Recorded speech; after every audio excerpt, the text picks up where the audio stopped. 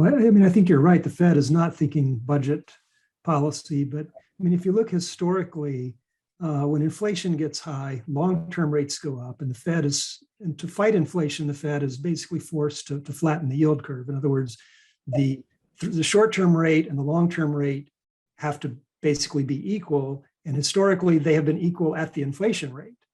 And so, the risk here is if the nominal interest rate rises to the inflation rate and inflation remains at 5, 6, 7, 8%, the budgetary impact on that is just going to be huge. I mean, we're paying 2% effective interest rates right now on $20 trillion in debt. If that 2% goes to 4 or 6 or 8, I mean, the Fed may not want to talk about or think about budget policy, but the impact on the budget was potentially so large that the Congress is going to be beating on their door to do something. And the question is, what do they do and how do they do it? They beat on Congress's door and tell them to do something.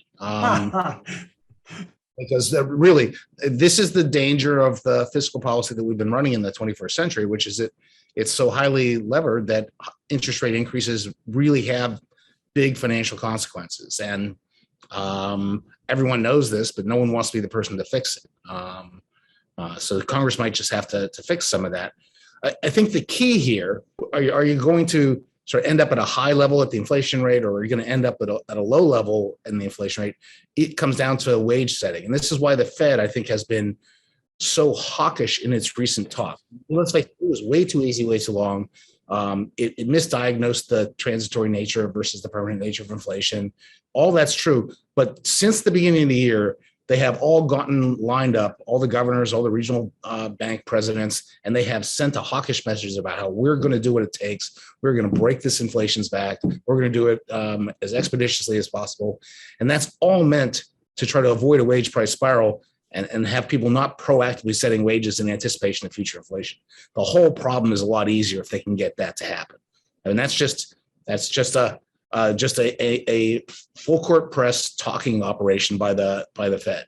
And the reason I sort of think they might pull it off is as the public's inflation expectations went up dramatically, as they did in 2021, they went from 3 to 6 in the course of a year.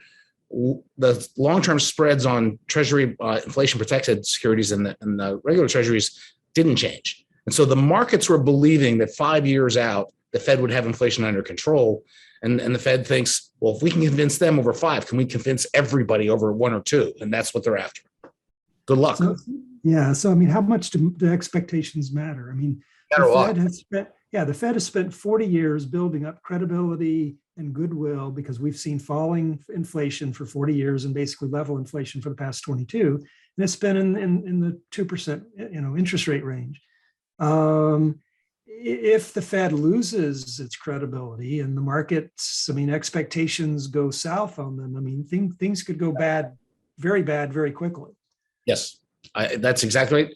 And, again, I think they made a mistake and they know it, and they're trying to quickly recover from that mistake and not lose the credibility that has been built up over decades. And if they were to not do that, they would lose their credibility entirely. So they're going to move, I think, fairly aggressively up front, 50 basis point moves or more to send that message to people that they are serious and their credibility is deserved. And we'll see, because they need that, and we all benefit from it. And this is the great lesson of inflation, which is central bankers hate the idea of entrenched inflation, because once it's entrenched, there are no good choices. They have no good choices.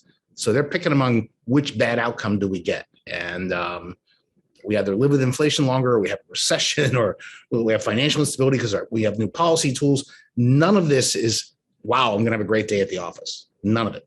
Mm-hmm. And that's because we let the inflation